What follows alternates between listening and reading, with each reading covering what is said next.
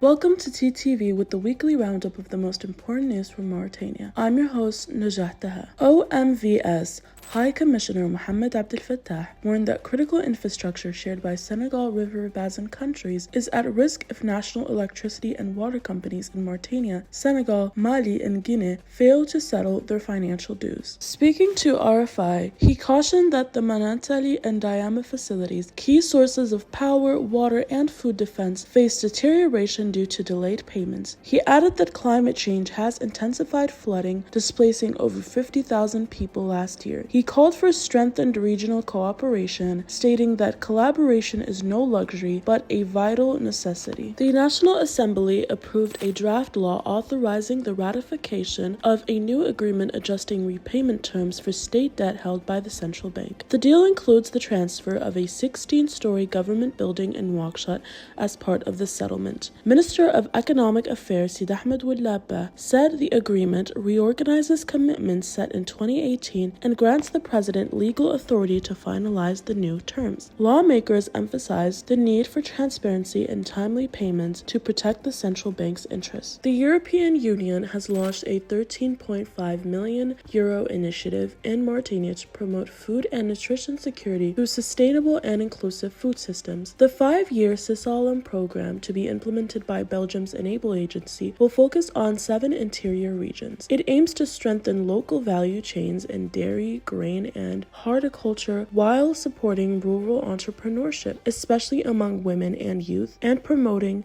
healthy climate-adapted diets and nutrition-sensitive policies. Minister of Economic Affairs Sid Ahmed Ouellabba told Parliament that public debt management is now guided by a comprehensive development strategy. He noted that 2/3 of project funding now comes from domestic resources compared to only 1/3 in 2019. Borrowing, he added, is used only when necessary, with a policy preference for grants followed by concessional loans. He emphasized the need to enhance project execution and institutional performance to ensure effective use of funds. U.S. President Donald Trump will host leaders of Mauritania, Senegal, Liberia, Guinea-Bissau, and Gabon in Washington on July 9th for a summit focused on trade and investment opportunities between the United States and Africa. According to a White House official, Trump sees African nations as offering significant business potential for mutual benefit. The summit is part of a broader shift in U.S. policy to prioritize trade partnership over traditional aid, aligning with Washington's new result-driven approach to Africa. Mauritanian Coastal Guards rescued 223 migrants, including women and children, at sea near Tanit Port after their boat, which had departed from Gambia, was stranded early Tuesday morning. The patrol provided flotation devices and initial aid before escorting the vessel ashore, where a medical team offered assistance and essential supplies. Authorities and humanitarian organizations were notified to coordinate care in line with establishment procedures. Mauritanian